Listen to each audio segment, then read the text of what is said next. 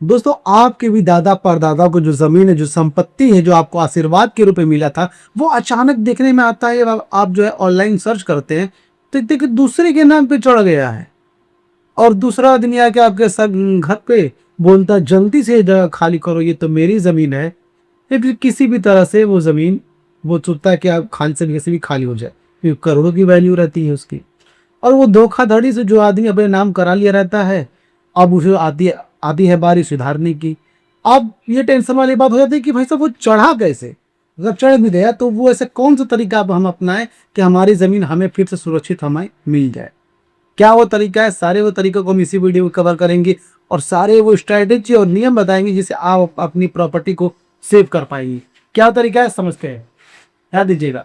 दादा परदादा की जमीन दूसरे के नाम चढ़ गई 2026 में 48 घंटे के अंदर अचल से नाम कटवाकर अपना नाम चढ़वाने का नियम।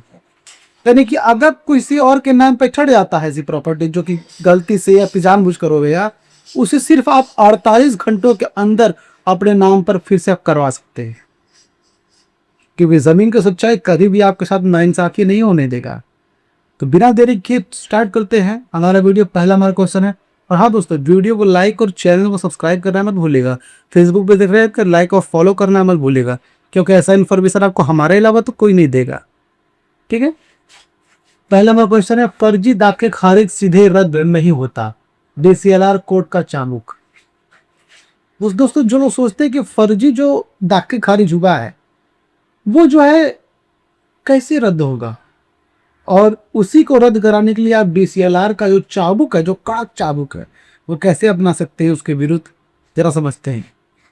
भाई और बहनों, अगर किसी ने अपनी जमीन को फर्जी दाखिल खारिज म्यूटेशन करा लिया तो सीओ यानी कि अचल अधिकारी के पास गिड़गिड़ाने से कुछ नहीं होगा, सीधे DCLR कोर्ट यानी भूमि सुधार उप समाहर्ता में जमाबंदी रद्द का केस ठोको।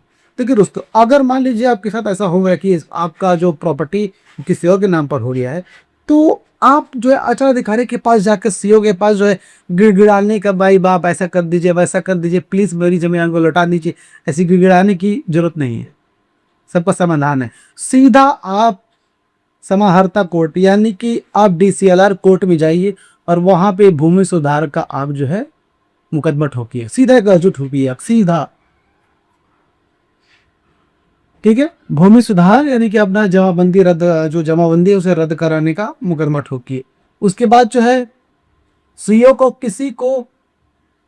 किसी का म्यूटेशन रद्द करने का अधिकार नहीं है, केवल DCLR कोर्ट ही फर्जी जमाबंदी को रद्द कर सकता है। और दूसरी बात यह है कि सीओ को किसी की भी जमाबंदी रद्द करने का अधिकार नहीं है, वो सिर्फ एक अधिकारी है डॉक्यूमेंट वगैरह मतलब एकत्र करने का। मतलब वो किसी के खिलाफ क्या बोल सकते हैं, उसको ज्यादा कड़क कानूनी आप बोल सकते हैं, जैसे कि वो रद्द नहीं कर सकते, ये उसके अंडर नहीं है, उसके पावर ही नहीं है। पावर किसके पास है, वो है DCLR कोर्ट के पास। DCLR चाहे जो साहिब चाहे वो कर सकता है, वो सीधा आदेश देगा उसे रद्द करने का। तो सीओ के पास जाकर के आप गिड़गिड़ाने का काम मत कीजिएगा। ठीक है, आगे बढ़ते हैं। मूल केवाला और वंशावली का पक्का सबूत। अब समझिएगा, जो मूल केवाला है, जो आपके जो मूल केवाला और वंशावली का पक्का सबूत का आप कैसे इस्तेमाल कर सकते हैं जो कि आप अपनी प्रॉपर्टी को वापस ले पाए, हम बताते हैं, आप ध्यान दीजिएगा। और हाँ दोस्तों, वीडियो को लाइक जरूर कीजिएगा, फॉलो जरूर कर लीजिएगा अगर आप फेसबुक पे देख रहे हैं तो। DCLR कोर्ट में केस जीतेंगे कैसे। केस दर्ज करते समय अपना मूल केवाला या पुराना खतियान लगाओ। देखिए दोस्तों, आप DSLR पोर्ट के जरिए अपना प्रॉपर्टी कैसे ले सकते हैं। सीधा इसमें जो केस जब दर्ज करेंगे आप, तो आप अपना मूल केवाला और वंशावली जो है, हाँ मूल केवाला और खतियान जो है साथ में अटैच कीजिए आप। साथ ही सरपंच या मुखिया से अटैच्ड वंशावली और लगान रसीद जमा करो। और साथ में जो आपके सरपंच मुखिया के साथ, मतलब जो ये सरपंच मुखिया से बना हुआ वंशावली, उन्हीं के सत्यापित किया हुआ, उन्हीं द्वारा सत्यापित किया गया हुआ वंशावली भी आप जमा कीजिए, और लगान रसीद के साथ।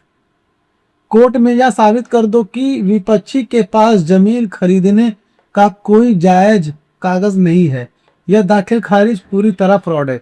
और कोर्ट में भी ये साबित कर दीजिए, मूल केवाला, लगान की रसीद और वंशावली से ये साबित कर सकते हैं आप। और आप कर ही देंगे कि जो सामने वाला जो विपक्षी है वो जो दाखिल खारिज जो दिखा रहा है वो सिर्फ एक फ्रॉड है, उससे ज्यादा कुछ नहीं। तो सीधा डीएसएलआर कोर्ट उसको फ्रॉडियो को पहले तो जेल भेजेगा, मुकदमा उसके ऊपर उल्टा चलेगा, उसको जेल भेजेगा, उसको फाइन लगेगा, फिर उसको जो है रद्द किया जाएगा और आपके नाम कर दी जाएगी। ये नियम है, प्रक्रिया, ये प्रावधान है।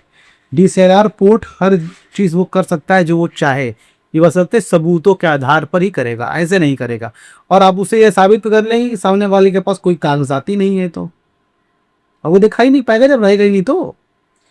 और देखिए दोस्तों, अगर आपकी प्रॉपर्टी को किसी ने कब्जा कर रखा है, किसी भूमाफिया ने आपकी प्रॉपर्टी पर कब्जा करके अपना मकान कंस्ट्रक्शन या फिर को मारने की धमकी दे रहा है, आपको वहां पे सामने खड़े नहीं होने दे रहा है, आपको आपके घर में से हटाया जा रहा है, आपको हिस्सा नहीं दिया जा रहा है, यानी प्रॉपर्टी से रिलेटेड कोई भी समस्या हो, हम उसे दूर कर देंगे, चुटकी बजा के दूर करेंगे।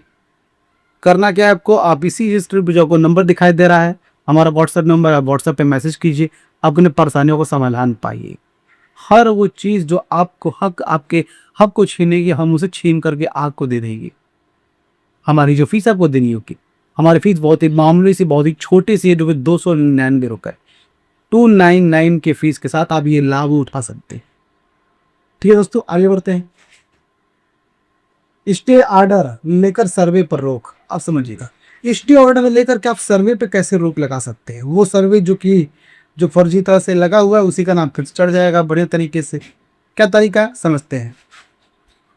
केस चलने के दौरान सर्वे अमीन नाम चढ़ा दे तो जैसे ही डीसीएलआर कोड में म्यूटेशन रद्द करने का केस दर्ज हो तो तुरंत कोर्ट से अस्थायी रोक यानी स्टे ऑर्डर की मांग कीजिए।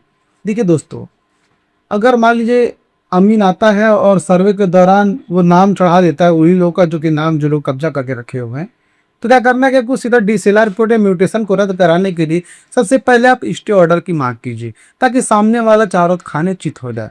क्या होगा कि जब वो रुक जाएगा, जब मामला उसको रुक जाएगा, तो ना कुछ कंस्ट्रक्शन करा पाएगा, ना किसी को नाम ट्रांसफर कर पाएगा और न ही किसी को बेच पाएगा। तो फिर आपको अब एक काम करने में ज़्यादा बेहतर रहेगा। स्टे ऑर्डर की कॉपी अचल और सर्वे शिविर में जमा कर दो, और स्टे ऑर्डर की जो कॉपी है वो अचल कार्यालय और अचल शिविर में जाके जमा कर दीजिए आप। जब तक कोर्ट का फैसला नहीं आएगा, अमीन विवादित जमीन पर किसी दूसरे के नाम से खतियान नहीं बना पाएगा। और जब तक कोर्ट का फैसला नहीं आ जाएगा किसी एक के पक्ष में, तब तक अमीन जो है किसी के भी नाम से खतियान नहीं बना पाएगा, वो काम रुक जाएगा। वो आप काम कर देंगे तो इस ऑर्डर लगते ही, क्योंकि अमीन का सबसे बड़ा खेल है। गांधी जी की पावर के लिए, गांधी जी की पावर तो बहुत ज्यादा और सिस्टम में ही करप्शन है, तो गांधी जी के करप्शन की वजह से तो वो भाई साहब जब अपनी गर्म करेंगे और आपको परेशान करेंगे। यही तो होता है, यही रीत है, और लोग यही काम कर ही रहे हैं, फ्रॉडिया लोग।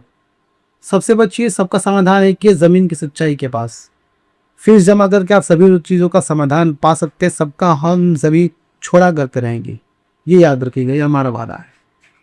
आगे बढ़ते हैं। डिजिटल सर्वे शिविर में प्रपत्र 8 की चोट यानी आपत्ति दर्ज की चोट का है। डिजिटल सर्वे में प्रपत्र संख्या 8 भर करके आप उसकी चोट कैसे मार सकते हैं, तुम उसकी लंका कैसे लगा सकते हैं, याद रखिएगा।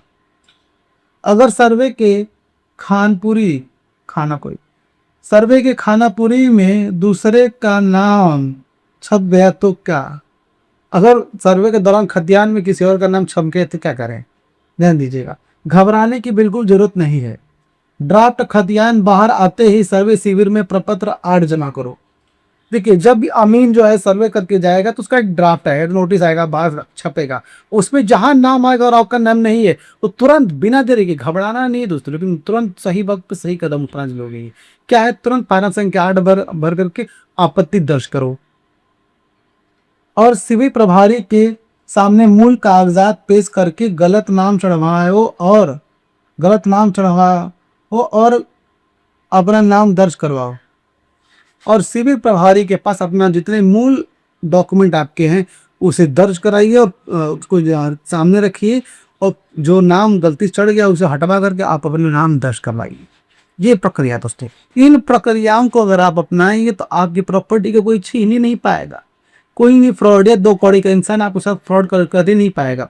जमीन की सच्चाई आपको इतना जागरूक कर देगा कि कोई भी दो कौड़ी का इंसान हो या फिर कोई सरकार क्यों ना हो, आपके साथ कभी फ्रॉड नहीं कर पाएगा। आपकी हिस्सेदारी, आपका जो हक है वो कभी छीन नहीं पाएगा। अगर कोई छीन रहा है या फिर छीनता है तो हम है, हमारा जो नंबर है उस पर कीजिए मैसेज। सारे लोग हम लंका लगा देंगे, याद रखेगा। आप अपना हिस्सा का जो हक है वो हम दिया कर करेंगे, भले ही भूमाते कितना ही बड़ा तोप क्यों ना हो, उसको भी हम बोला दागना जानते हैं। तो घबराइए नहीं, सीधा यहाँ पे व्हाट्सएप कीजिए और समाधान लीजिए सिर्फ और सिर्फ 299 रुपए की फीस के साथ। और ध्यान दीजिए दोस्तों, आपको ये वीडियो कैसा लगा? अगर आपको ये वीडियो अच्छा लगा तो वीडियो को लाइक कीजिए, चैनल को सब्सक्राइब कीजिए और इस वीडियो को ज़्यादा से ज़्यादा लोगों तक शेयर कीजिए ताकि सभी लोगों को यह बातें पता चल सके कि ज़मीन की सच्चाई किस कदर लोगों की मदद करता है। ये बातें सबको पता होनी जरूरी दोस्तों। फिर मिलेंगे किसी नए वीडियो में किसी नए टॉपिक की तरफ। तब तक हमें दीजिए इजाज़त। जय हिंद दोस्तों।